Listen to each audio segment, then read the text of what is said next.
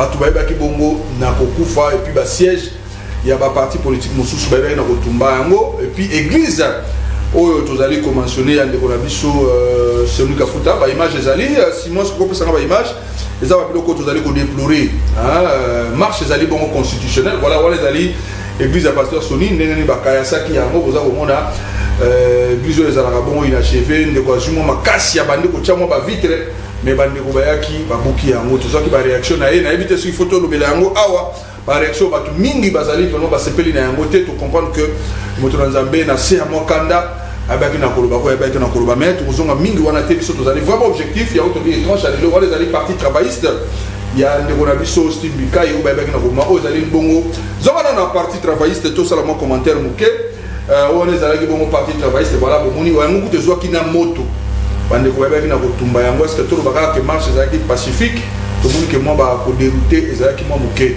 alors ndeko na biso Malonda apesa biso image Ronsard Malonda ye wana nde oyo aponami et pas ya bande ko ponama ki pas bande comme ça confession religieuse ne bandeli entériné par ndenge osalemi wana et puis tozali komi tuna motuna est-ce que tokota na piste de solution est-ce que ye moko Ronsard Malonda ya on azali ko sengo pesa na numéro na ye na ko kokutana na ye na tuna ye so azali ko se sentir ndenge nini likolo na ye alingi akoma président ya Seni lobby batu déjà bakomi kokufa est-ce que ye moko azali ko se sentir ndenge nini na kati ya pona ye et puis ba confession religieuse vous allez kolobani ni Senko ECC ba église de réveil vous allez kolobani ni tala komina ba banda ko buka ba église ezali kitoko te vous allez ko kanisa nini na lobby ya peuple congolais o ya kokende lisusu na ba élection est-ce que après ba élection ko zaka nungu yango na bande ko basengete o ezali logique to ko bongo kutana to ko solola na totala nanu nanga kambaki Seni ndenge nini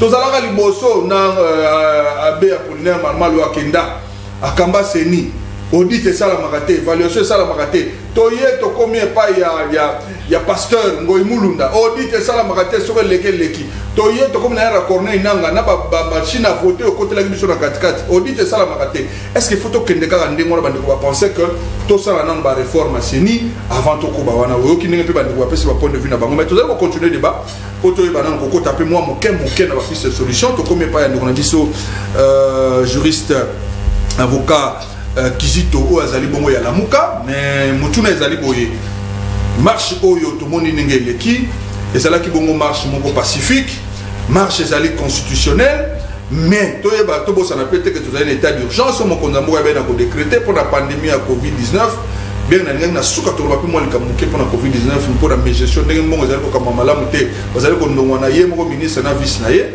mais bino pe lamuka bolobi ete lundi ezali depuis la semaine jour ouvrable bino pe bolobi ete bosa na sous marche est-ce que marche o ya UDPS c'était binote bino pe bonga continuer marche puis bino ta bobima bo revendiquer nini lisusu. Merci beaucoup de Robert. Moi je pense que tozali biso nyon sur la congolais na droit na biso ezali ndenge moko. OK. Ezali te que tozali na république qui ya FCC cash non. République démocratique du Congo. De part et d'autre, les anabao bazana pouvoir, nabo bazana pouvoir te. Oyoka kindenge bazolo bawa ke biso tozana droit ya ko réclamer quelque chose. Tozana pouvoir te. Bango de bazali ko sala makamona bango na niveau ya Assemblée nationale. Bango de bazali ko ndungwana pona ko maintenir Malonda na place wana.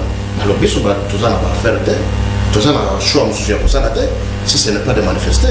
Donc oyoki de part et d'autre qui soit mon ANC qui soit mon allié à IDPS balobi que batu basengela ki ko manifester ezali biso à tout moment esengela na biso to bima pour que totali sabatu que tous allez d'accord avec le coordinateur sinon si on ne fait pas c'est comme si biso to comme batu ya allié à FCC parce que la FCC ne balingi yango que Malonda zalawana biso to boy c'est ainsi que je ne vois pas si on aura république qui a 2 poids 2 mesures et étant donné que IDPS a outil pour manifester étant donné que PPRD donc Basala qui a bango bakene ko inaugurer hôpital plus de 500 et quelques à peu près 1000 personnes bakutana ki kona babanga ki makambo wana ya Covid-19 alors à notre tour aussi to yebisa bango ke bafana kimia tozali ko talisa bango marche pacifique. Oui, vous avez habitué parce que vous êtes sans savoir que Martin Fayulu akitaki awa mondo ezalaki asalaki ntango autaki poto ayaki. En tout cas, il y avait un problème moko ezalaki te. Et c'est ainsi que tozali kogarantir bango que tokolata masque. Tokolata masque, tokotosa mpona kolata masque, mpona kogarder distance tokosala yango, mais tokotambola d'une manière pacifique, étant donné que constitution ezali kopesa biso ndingisa wana, ezala pouvoir ezali constitutionnel, on ne doit pas nous refuser ça. Et puis bandimile bato mosusu, toyebisika nde bapolicier qui bazala kimia, bazala tranquille, bakozala charge mingi ya kozala te. Parce que nous ne sommes pas venus pour casser ou faire quoi que ce soit. Nous avons charge de qui était pas fait la kimia encadré bateau. Batambo na bango pacifiquement. Toko tumba yelo koto toko sala yelo komoko ya mabete mais toko tambola inde pona kokoma tina le bois ya point de chute na biso. Batu molandete mais batika batu baye bana ko se manifester. C'est seulement ça. Donc toko manifester toko zala wana toko manifester parce que tozala droit. Lolenge moko na PPRD moto organiser qui yaye. Lolenge moko na IDPS notre organisation ya bango bisope baongo d'ailleurs sengila ki biso de tozala. Alors toye pourquoi nous empêcher? Toye bisi Sylvano et les autres que sengila batika la kimia biso toye ko bukate ba komona biso na ba masque to ko respecter ba mesure ya distanciation to ko tambola ndeko tambola pona koloba ke professeur Malonda na makamura bango azali ko sala kuna na assemblée to boyango. Mais ce qui gouverneur a bengi bino à le faire voir bino à le bibotsa la té pour na bokoto ça parce que la responsabilité n'est comme un problème marche to yebi nenge bandaka marche ça la guerre to yebi nenge bandaka to yebi balbilo no soko loba mais quand ça déborde on ne sait plus gérer même bino même bango yo ba tant to comité na ba mort lelo gouverneur asala musala na ya ko encadrer non yende mo dozali ko gérer mboka encadrer biso de sa population na ye encadré. Donc vous avez vu que la morale est marche ezali. Tozali maboko polele. On ne fait rien comme violence ou quoi que ce soit. Batika biso to s'exprimer. Sinon si on ne fait pas ça, raison d'être na biso vous allani. Batika to tambola. To ko tambola enge bene na mibeko ya l'état. Oyo lobike ko kasete ko bukate. Tozali ba respectuer la texte, to ko tambola bon. Mais ce qui beaucoup peki ça, et dit ko lobaka to comme la République, il y a FCC cash. Donc, les autres ne peuvent pas s'exprimer, mais il faut que nous sommes là pacifiquement, nous allons marcher les lundis. Tout le monde est aux Alaouans. Voilà, on va se préparer pour le message. Mais une dernière préoccupation, et le Pamagina Plateau à Vital Kamere en prison, mais avec casquette, directeur de cabinet. Vous, en tant que maître avocat, ça se justifie? Quelqu'un qui est en prison a gardé poste? Bon, on a dit que Vital Kamere, directeur et cabinet à chef de l'État, à Zalina Boloko, et Bassana qui appelle, si je peux parler de ça, oui. Parce que tant que vous allez condamner la première degré et qu'il y a ça, il appelle, ça suspend l'exécution, il y a peine, il y a condamnation. Alors à ce moment-là, en fait, le Sengeli va zonger la dissous jusqu'à ce qu'il va condamner définitivement. Et je pense qu'après avoir été condamné définitivement 20 ans, je ne sais pas comment on va continuer dans le sous-soir à la gare de cabinet. Il y a chef. Pendant 20 ans, tu as demandé aussi là, tu as demandé aussi. Oui, je ne sais pas comment on va continuer là parce qu'il y a des difficultés.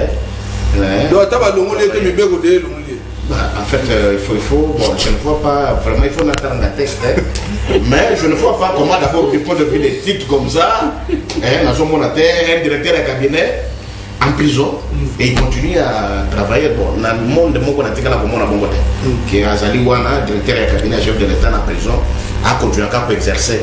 Peut-être que le bac est ça peut être normal. Donc, il doit naïe quoi, il doit plein de pensées. Il doit naïe parce que Bango nous sont des maquindés qui ont participé, gagner l'élection. Et à ce moment-là, par naïe, ça peut être garanti. Mais dire qu'il va continuer toujours à cause de la. Nani directeur, bon en fait peut-être les alliés Singamoko qui colomboité ceux qui allaient bon. Voilà, merci en tout cas. On va prendre également l'honorable Jacques Dromois. Honorable Jacques Dromois, marche où il y a eu de pèse de moni résultat nango, mais ce qui est vrai, il faut te dire que son yokani, tu vas comprendre que Tolibalingi Ronsard Malonda une partie de la population va s'engager dans Bango, mais il y a encore une marche. Marche où tout ça va déplorer, tu vas koufi, tu vas policier, zoki, des gars ils s'allent belé, mais il y a encore une marche après lobby, lundi 13 juillet 2020 tokozala sous la marche oyoki ndenge ndeko alamuka uti na confirmer bi marche ezali confirmé lundi marche ezali susu nini okopesa comme toli na peuple oyo bakolia lisusu kolanda bango pour na marche et puis na ba politique oyo bazali kokoba toujours parce que c'est une forme de pression également pour bakoloba te balingi lonsa malonda te la tête à seni. Merci beaucoup Brat nako bandelango sur koloba pour nga ba marche wana ezana tinate parce que déjà na kati ya ba confession religieuse ba contester monsieur Ronsard Malonda ba o ba tchaki wana balobi balingi ye lisusu te ba kimbangiste bazo reconnaître solution ça déjà trouvé ba kimbangiste bazo reconnaître te ba o balobi ba tchaki wana donc aza ni na droite ni na gauche aza ngembo. Alors déjà ce qui bango mon balobi ce qui bonandine de Kostoni Kafuta malgré que Nassé ya kolela na ye alors que loko moko ya motuya abi nous avons déjà pris langue avec le président de la République pour que ensemble avec les confessions religieuses qu'on recommence le processus. Donc c'est déjà très clair. Alors je ne vois pas l'opportunité de toutes ces marches parce que le vrai problème aujourd'hui c'est quoi? Vous appelez les gens à marcher. Déjà bandeko na biso IDPS on bravé la loi, il y a état d'urgence, va marcher. Alors, bandeko la moka va marcher, bon peut ça va monter. Faut dire que va marcher, mais en soi, toutes ces marches sont inopportunes parce que solution zo na marche wana te, solution ko utakaka et pas ya bandeko ya confession religieuse, oyo ba tchaki mutu na bango, o pe bandimi lelo ke ba bandela processus pour que ba pesa moto mosusu. Alors, à quoi sert ces marches? Ba marche wana memeli bisoni. Kolela ma famille ba kufi ba bomi biloko ya batu o lobi bandeko ya lamuka ba kosala ba kozala de bonne foi mais ceux qui peuvent ba infiltrer ba côté libango ba sali pe des autres ba sali dégâts et kokko ela kana mutuna bango on ne dira pas que XY qui a organisé la marche mais on dirait que bandeko ya lamuka ba bebisi biloko ya batu ndenge bazolo ba lelo ke bandeko ya IDPS ba bomi église ba bomi ba siège à parti politique donc il risque de porter une responsabilité ou peut-être et ça n'a pas bangoté dès lors que la solution est déjà trouvée. Personne aujourd'hui ne veut de la personne de monsieur Malonda. D'ailleurs j'étais l'un des premiers à dire ici dans le plateau bah brebis galeuse nyonso, excusez-moi le terme. Il y a monsieur Nanga fois mais ma bango attendi na bango. On a besoin du sang neuf. On a besoin du renouveau au niveau à Seni pour que vous avez besoin d'expertise expertise et qu'il faut nécessaire on va la conseiller on va la décision tu peux être conseiller monsieur Malonga n'a pas besoin d'être seulement à la tête il peut rester là où il est il peut rester dans le bureau apporter son expertise ce qui n'est pas une mauvaise chose mais nous ne voulons pas de ce monsieur à la tête de la Seni ça nous l'avons dit nous voulons que pour la toute première fois dans ce pays, en 2023, population, sa population, bateau Yakopona. Nous connaissons nos pays. Ministère intérieur, le même ministre intérieur, de Pesa Babia Lungwa. Naza Mutuna Bango. Ce qui est déjà 5 démissions dans Sikoyo. Les cambouis d'élection, ils ont la passion. Ça y est organisé, on dit ma résultat. C'est pourquoi Tolobi, il faut élaguer la source conflictogène. Nous sommes à cause de la responsable, il y a contestation de l'élection lobby, pas écarté pour ne laisser que l'élection est organisée par des personnes neutres afin que le résultat au Ekobima est effectivement le reflet de la volonté du peuple. Pour que Mboka ait décollé. Le lot de l'heure est comme une 20. De moment, comme lui seul, 22. Déjà 22, ça veut dire que misère, ça qu'on qui ça mon colonne, mon colonne. Tu veux dire le monsieur, tu vas sur le banda qu'on a vu. Pour banda que ça rend $. Il y a des problèmes sérieux où le gouvernement il faut s'occuper. Mais curieusement, on se rend compte que tout ça plus dans la distraction, dans le loisir. Il y a pas marche. Alors que vie à Congolais, ça ko beba mokolo na mokolo. Voilà, merci. On va lire quelques messages avant de Konabiso. Avant la dernier tour il y a table. On a 2 minutes. On va vous résumer et puis mais on va respecter également les téléspectateurs qui nous ont écrit ou tu as bandé l'émission nous sommes les téléspectateurs commis mutuna muto on a plateau ça là attentif joie et logo batune comme mutuna tant on peut se malobo répondre. Bonjour papa et frère junior papa Namboka ba politicien ya Congo bazoko sabiso pona nini makambo yo bakoki ko sala bazo sala te dollar comme 22 bazo sala nini pardon tolembi muninga azu musala bosali ba marche pona nini. Voilà, on a voilà, s'il vous plaît, voici Matt. Au moment que Bakoki ko répondre te biso peuple tozana posa que avant ba inviter ba bimana émission na yo ba biso jour nini pe date nini to la marche pour na $. Au moment que ba répondre te. Voilà, merci. Na liloba suka na kopesa bango sûrement ba ko répondre mu koloni pe na air nini ba la marche pour na $. Pe pour voilà au journal l'invitation na otanga nos mokonzi azala kaka moko. Alors tout le monde se révolte contre la personne choisie. Pourquoi? Or que dans la vie il y a qu'un seul chef et non deux. Donc président Asseni et kozala kaka mutomoko batika ko distraire biso certes. À chaque fois qu'il y a une nomination, il y a toujours murmure en République démocratique du Congo. Voilà, on va continuer avec les messages. Bonjour RTVH. S'il vous plaît, tournez l'angandeko. Il y a UDPS. Makadam ya Kinshasa oyo bazobe bisa na kotumba bapine bakobongisa yango jour nini parce que 100 jours tu le laisses aussi la karaté. Voilà ndeko UDPS Yoki, je crois répondre ezali ndeko ali ya UDPS ndeko na biso cordon Benoît. Salut voici Mat ngana lingina lo baboye yebisa ba politicien wana mukoloni ni bako marcher pour la vie sociale du peuple. Puis UDPS azobanga pour onsa azapio ya PPRD ou comment. Bonjour Banamboka, juste je voulais savoir il y a combien de morts la marche jusque là la police à la bague 2 mais va nous souba ko 3 va nous souba 4 mais on va se fier na oyo la police a ebaki bongo na koloba. Voilà, c'est vraiment malheureux bandeko FCC oyo na cupidité na bango balingi ko lâcher prise te ba yebake mokolo population oyo ba pesaka ba 3000 à 5000 francs ba ko comprendre que va exploiter Kabango, Makamuno se posonga normal. Voilà encore beaucoup de messages, je fais l'essentiel. Bonjour ma soleil Mboka, c'est Isaac Ngwanza depuis Ngalima. Franchement, na comprendre raté pourquoi ba marche wana ezalaka kapona ba intérêt ya Songolo Pakala. Est-ce que bazomonate to ya dollar ndenge et comme vraiment ba marche pona nini. Voilà. Bonjour ma soleil Mboka, nga monsieur Nama na Kasavubu na Tuniboye. Pona nini bakoki kosala te na seni lokola ba candidat président batinda kabango na ba confession religieuse batia kaka président ya seni azala abeto pasteur te po ba politicien to société civile bazala kaka ba corrompu.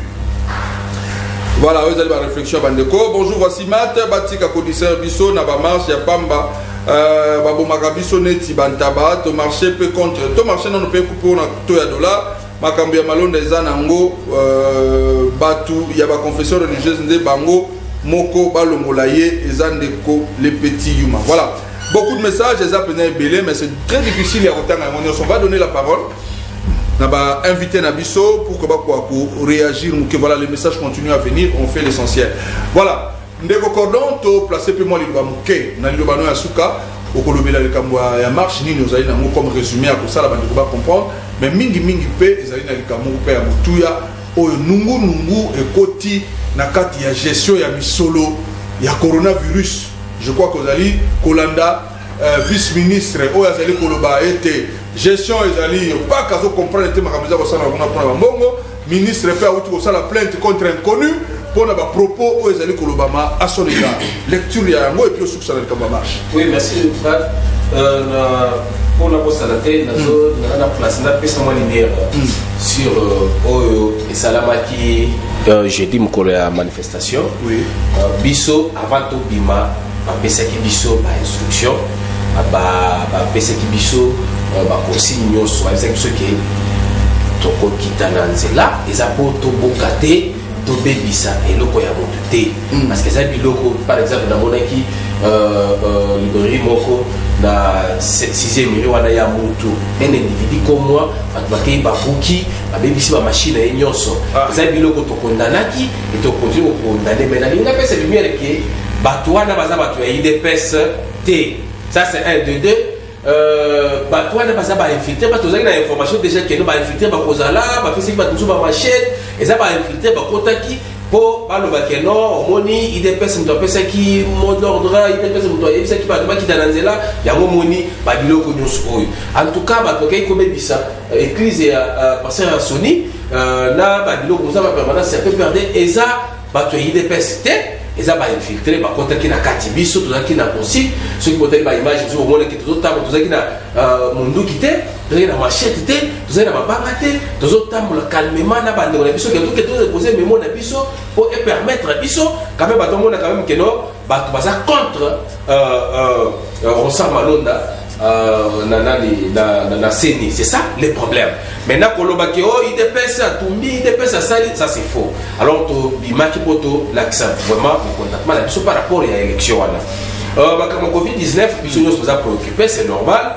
Tomoni d'abord ba agent ya riposte wana bakitaki, asalaki ba marche, ba médecin, ba lobi ba futa makité, azana ba avéré ya ba 2 mois, 3 mois. En tout cas, aussi longtemps que mbongo ezalaki bapesaki bambongo ebibaki tout na badon mosusu bapesaki yango moni mokonzi ya mboka ye moko ça je vous informe alobaki il faut amona clair na gestion ya Covid-19 soki ke bakokuta motu na kati wana azwi mbongo wana ya Covid-19 atie na poche na ye je vous dis oh ils ont état de droit akokangama ça je vous dis je vous garantis akokangama c'est pourquoi omoni odi te se balobaki il faut odi te banda soki se bandaki il faut ebanda. Alors, le ministre a porté plainte contre inconnu, c'est parce que à mon avis, dans les réseaux sociaux, bazo lobela, bazo fingaye balobi a détourné mon yena professeur Mouyembe tout ça. Ya mon mona lobi non. D'abord attaquer mon touté, accueilli déposer plainte contre inconnu de manière à ce que justice à la nelaye banani a tamusiba information, fausses informations dans les réseaux sociaux. C'est normal, c'est un humain. Ce qui a Monique Azanese, il y a touché. Justice, ce n'est pas mauvais. Alors, de ce côté-là, il y a la maîtrise. Il y a makamwana pour le bakeno. En tout cas, mbongo, va détourner qui mbongo ou pas. Tous les questions à la totiki, dans ma boucle, il va audit. Ce qui va signifier c'est qu'il va trouver qu'il y a eu des tournements. Il faut batouana, va interpeller bango. Bazon sambongo l'État et puis bakangama. C'est ça. Au moins, il y a un État où il y a un État qui privilégie mon touté. Et puis, tout ça, c'est que non, on a pire masse chef de l'État ou bien le chef de l'État, ce qui a sali pour ça, on a le côté non. On a la justice et surtout qu'elle est maintenant indépendante. Ce qui va constater que aux chef de l'État, aux camarades naïe, Bobundana et qui ont détourné mon l'État au Kangama. C'est dans ce sens-là. En tout cas, au moment de la fin, on a ligne ensemble avec. Bon, excusez-moi, on a sport, ensemble avec Céline Nangaï, il y a Vita, il y a Bandalou, Makelele. Nous féliciter d'abord. Bestine à la terrain. Oui, nous féliciter d'abord Madame. Bestine en tête, il y a Vita. Les logos remise et reprise de Salama, à Bandana ville. Donc, il n'est pas limité. Et puis, tu as dans le centre. En tout cas, tu as félicité. Tu as moni, André Kimbuta, parce qu'il y a quelque chose. Tu as senti que tout la malo équipe Nabiso et cause à la forte. Et puis, tu as coupe comme d'habitude. Et puis, jouer à la Nabiso, tu vas contrat en tout cas, mon salaire est de malade. Voilà, d'abord, ça n'est promesse. Nous allons au courant et information. Avec ces éléments-là, il y a remise et reprise, comme ça qu'on fasse une émission entière. Ça sera cette semaine, je crois, entre mercredi ou jeudi, je promets aux téléspectateurs. L'honorable Jacques Droma, puisqu'il aime le sport, il sera là, ainsi que vous. Tous en avez une image pour la remise et reprise pour tous sur la bien. Alors, on va prendre le mot de la fin pendant 2 minutes. Vous avez le temps de vous exprimer aujourd'hui. Après, si vous faveur, on dit merci aux autorités de la RTVH. Et puis, après, ça va être 2 minutes, on doit ramasser et puis à conclure. Philémon Dimba. Ni nous reconnaissons, ni on se le bas, mais le placé pour moi dans le camp de gestion aux niveau à Covid-19. Bon, merci de comprendre, mais il y a eu 2 minutes, tu as eu plus de 6 minutes. Na banda ko landela ngo malamu. Oui, oui, ça ne dérange pas. Allié à côté de ma football, mais ah, tout ça. C'était une parenthèse. Voilà. Na landi ba te banani ba téléspectateurs, mais tout na bango, c'est vraiment fondé. OK. Puisque ça fait quand on parle d'un changement, ça veut dire que les mbongwana. Donc longwe na état musu soki obana ko la pongi na 12h so ba lobi changement comme la pongi tamsu na 20h. Soki obana ko lia te na tongo changement il faut bana ko lia na tongo. Soki mabe ezala ki obana ko finga changement il faut ba mono communauté mo Christ o finga kate. Donc changement o biso to memaki il faut pe tozala to sepela que population pe azomona mbongwana wana. Oui, nous savons certes que on ne va pas tout arranger. Le président de la République seul ne saura pas aussi couper sa solution à la préoccupation de sa population. Mais il faut que nous, Congolais, tous na bolingo, puisque c'est seul l'amour qui va permettre que nous sommes Congolais en dehors de nos clivages politiques. Les partis politiques dans le Belango maintes fois que ezali ba regroupement pour défendre les intérêts, n'engeni na accéder à pouvoir rapide. Pour n'engeni na gérer ezali comme ça. Mais cela ne ôte pas donc longola kate qui bo nationalité à Moutou. Le parti politique est la nationalité à Moutou. D'abord, quand nous voulons traiter des questions aux Ezali pour Mboka, regardons-nous d'abord en face comme État congolais. Et Toyebaka, qu'est-ce que le peuple va bénéficier dans l'acte de la Kachakosala? Net oui, Malonda. C'est bien, parce que quand le peuple a télémi à télémi, Tokopo a fait un moté. C'est l'ingolo que nous sommes participants qui non, c'est bon. Mais tous autres déplorés, Liwan n'est salé, puisque Batona Bakoufi, ils ne gagneront rien à Rosar Malonda. Puisque tous ça déjà tout ça là marche Bakoufa, leurs familles n'ont rien bénéficié. Puisque nous-mêmes qui sommes au pouvoir, nous n'avons même pas créé un comité. Il y a comme on a ma famille nyos au ban na bango Bakoufa na Betumba pour topé ça va misala. Nous ne l'avons jamais fait. Oui, tout ça li angoté. Na zolo bakle, tout ça li angoté. Et maintenant, vous comprenez maintenant. Donc, et bongi que biso to na pouvoir. Quand il y a quelque chose, to bandana ko sola entre nous. Non, et l'autre chose que comme la population il crée mon boulot. To lingi pour mon boulot. Puisque mon boulot ne profite ni na cash ou ezali UNC na UDPS ni na bata FCC. Puisque personne n'a le monopole de la violence. Oh, donc banda ko pota na gauche à droite, tu comprends que Kasavu boué Lumumba. Ba pota ni un Mobutu qui surgit. Et abomi tout a sali 32 ans à pouvoir. Il y a Lumumba, il y a Mobutu et papa Etienne, ça veut dire l'opposition qui se battent. Kabila vient de Ewabora. Musée à Komina Kinshasa. On peut prendre la référence ces différents exemples pour dire que tant que lelo et qu'on profite de tout banda ko créer ba désordre et que tout ça na kata ko avancer. L'amour doit nous déterminer que to linga mboka Congo to lo bateno azali à UNC azali à IDPS azali à FCC azali à cash à la muka ici de suite donc total la banane état congolais puisqu'en réalité na l'église et ça l'église à la muka te ça l'église à FCC te ça l'église à IDPS te ça l'église à UNC donc na vie ça fait église moko et ça ba fait peut to kendaka beaucoup d'années au hasard à côté tel et pourquoi pas nous pouvons aussi les faire pour population Nabiso quand tu as des situations par exemple tu as de la raison mata et ce n'est pas dans un coup de baguette magique il faut makambo et salama mais nous sommes des alliés d'abord dû avant Covid il y a mauvaise gestion aussi il y a biso tozota la malamuté tozo faillir quelque part mais il faut que ton mitala na misu le président de la République le lobby dans conseil des ministres regardons-nous en face pour évaluer la réalité puisque l'homme mususu personne de la nérongité to koyeba na te vérité zali wapi puisque le peuple souffre maintenant Covid est bagisami to ke na mboka ni na defisa biso plus mboka ni so pesa na problème na Covid mais qu'est-ce qu'il faut que tout ça là ce que nous pouvons faire c'est total ani na face na misu to zotala na tolobi bolingo que mutu na mutu a respecter musala na pour na bolamba congolais puisque tant mutu zo recourir na ba planche à billets ndenge mikolo e komi ba mbongo ya sika. Mais papa, conséquence, l'économie, c'est pas évident. Planche à billets, ça a conséquence. Donc les économistes savent, tant que nous recourir à la planche à billets, tout ça même ça les sous-économie il faut musala et les karamaloba ebele. Yangwana na kogi ndeko eza maloba nanga ya suka ndeko lobi. Asa ya UNC, asa ngata maloba ya ndeko kamere. Te mebilo boza na coalition yangwana kamuli ndamda. Yangwana siko ngai tu ninga zali comme ça. Toza d'abord un akata ko dénoncer encore une fois de plus. Toza li appelle. Mais jusqu'à ce jour tribunal ou à grande instance, à transmettre tes dossiers à 100 jours la cour d'appel. Voilà un état de droit. Ils savent qu'il y a l'anguille sous roche. Vous avez dit les juges là n'ont pas dit la vérité. Maintenant, parce que tant que vous va traiter vraiment toute indépendance, parce qu'on attend que vous risquez de perdre le salaire. Ça fait déjà plus de 3 semaines. Ça n'existe pas. Et puisque cour d'appel est allé colo, il y a des tribunaux de grande instance. Puisque le tribunal de grande instance c'est un jugement en premier degré. Maintenant, sali appel, interjecter appel, c'est à la cour au tribunal de grande instance il y a transférer tous les dossiers pour permettre au tribunal à la cour d'appel à côté à fond à traiter les cas. C'est ainsi nous disons que l'UNC Azali Nakata peut subir acharnement de tous les côtés. Tozali Nakata pouvoir, c'est notre pouvoir qui nous mange. Là, il faut que nous soyons sincères. C'est notre pouvoir qui nous mange.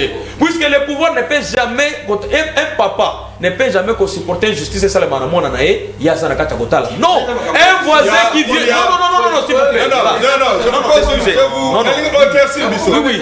Il y a une question. Non. Mais il y a une faute. Il y a des autres justifiés photos. Il y a des autres justifiés photos. Ils allaient circuler dans les réseaux sociaux. Ils vont changer les côtés. Bon, Tika Sikona Naloba. Tika Naloba, c'est tant qu'un Congolais et tant qu'un père de famille. Vous avez changé le côté parce qu'il y a un agenda caché. Ce qui photo on est en train de circuler, il y a maman Olive et maman Amida, famille Vital Kamere Nandako. Et Zali Balobite que non, c'est FCC qui est venu rendre visite à l'UNC. Ça s'appelle la compassion. Mon côté, tant que moi, Mobutu a coupé, c'est que la maman Martin Nandaku, papa Etienne, a qu'un agotala Mobutu, balobate que il est passé au Mobutu. En réalité, c'est nous sommes africains. Quand les mal les huiles de Kona, pourquoi Baninga il est passé au Salamote? Ah, ok. Pourquoi même Bango dans la coalition, Balongouete, même à cadre?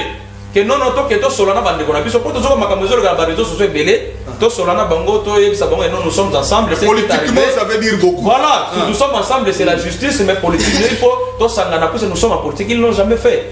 Donc, il y a une famille, il y a une hiérarchie.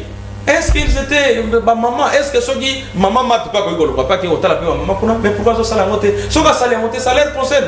Mais ceux qui m'ont soyez au la bango, pour exemple, maman Olive. Voilà, c'est ça la haine. Est-ce que c'est maman Olive? Est-ce que maman Olive, il n'y a pas comme rwandaise? Il n'y a pas comme ougandaise, il n'y a pas comme peut-être. Merci. Voilà, c'est comme ça. Nous devons prôner par l'amour. Ce n'est qu'un fait social. La ligne dans la partielle. Oui, c'est la répartition à temps. Voilà, merci. 10 minutes. Au moins, comme nous l'avons dit dans le plateau, il y a 6 minutes, il y a 10 minutes. Ok, merci. Voilà. On va prendre la voix de la sagesse. Maître Kizito, Tokomina Souka. Vous allez regarder un peu sur le débat. En tout cas, je vous félicite. Au salut déplacement comme Moussika, mais aux autres continuez à avant pour les honorables Jacques Trouma. Merci en tout cas pour ça. Ni le poteau là, descente en douceur, l'émission est là. Ah, polémique était. Ok. Et donc on a compris Colomba, il fallait que le peuple congolais a cela qui changement, parce qu'on a trop inventé. Des changements vitaux à l'Obaki à Rominga, changements, ils sont des caps pour les changements. Et ils dépassent à l'Obaki Ango, mais malheureusement, et là, comment il y a changement, ils allaient comme on a. Vous voyez le bagarre comme ça, des à la pas là. Parce que vous n'êtes pas une minute. Parce que Balobi va aller casser dans la coalition, Balobi pouvoir ils ont mangé Bango Moko. C'est-à-dire ceux qui pouvoir les aller coller à Bino Moko. Avant aussi, Basali dans 4-4 il y a pouvoir. Donc ils allaient pas signer. C'est-à-dire que le peuple va organiser des changements, ils allaient qu'il y a la coalition au pouvoir actuel.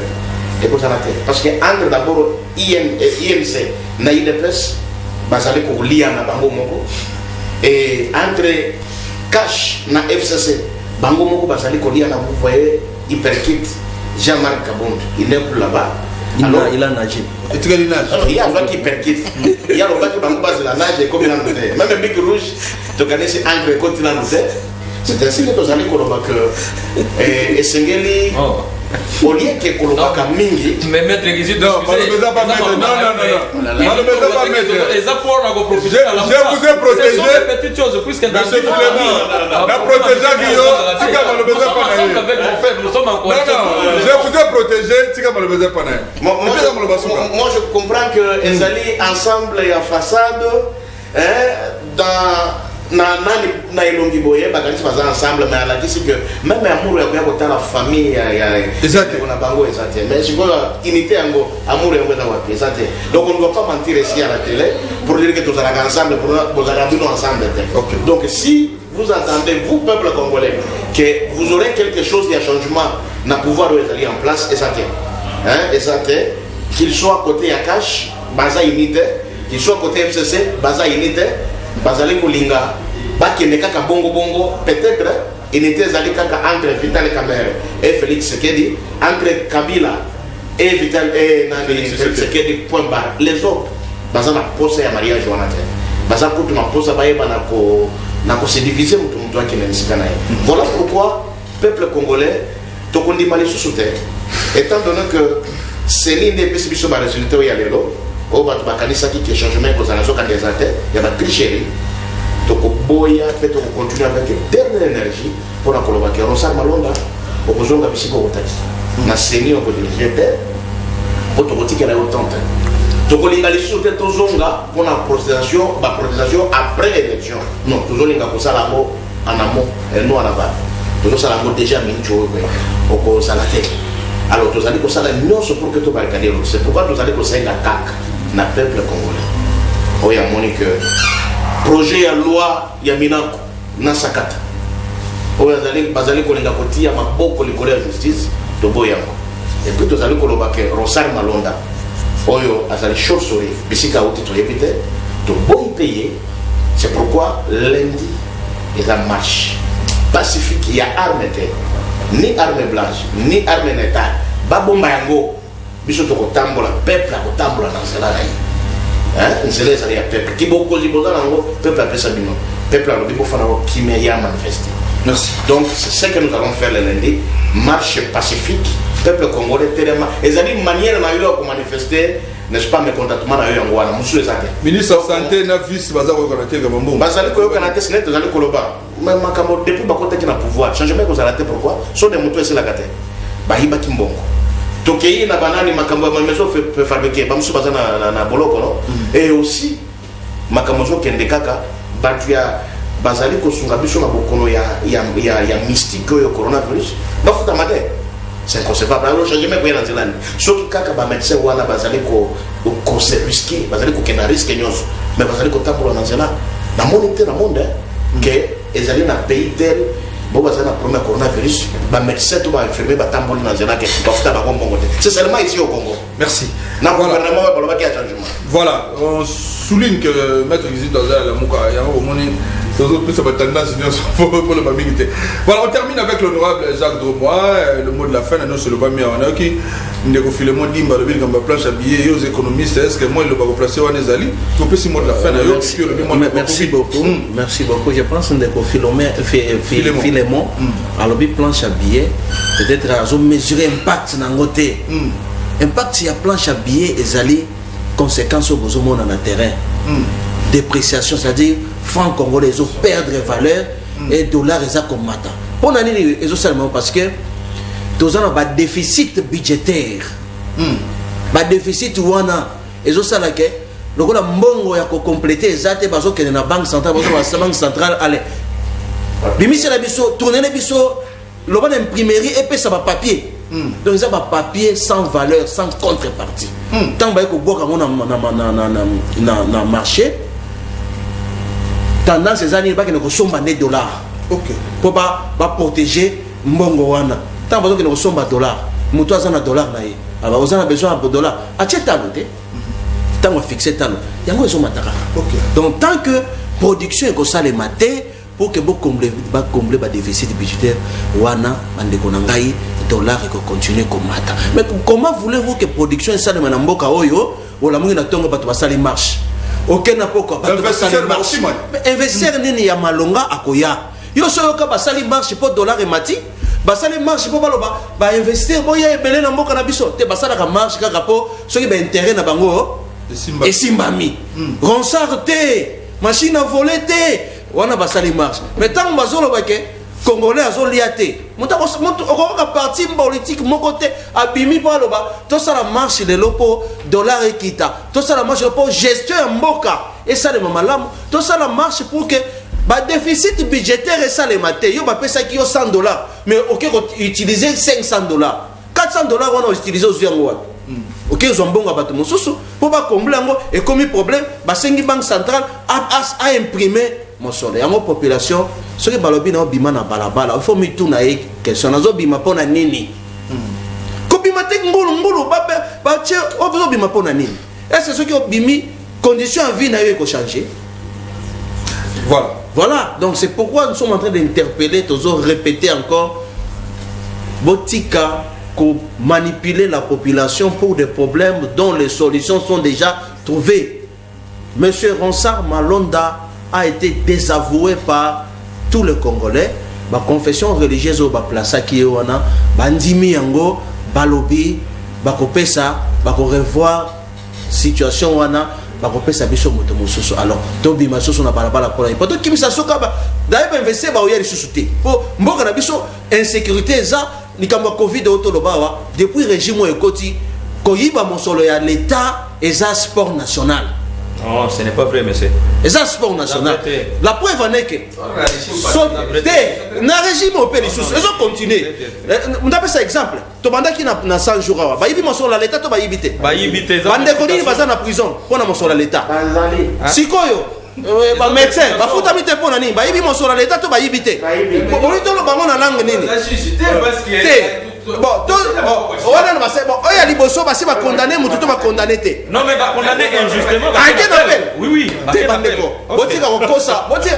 Tout ça va condamner tout mikosa na tête. Mon sur l'état, ça ko yibama. Tolingi ici là. Voilà.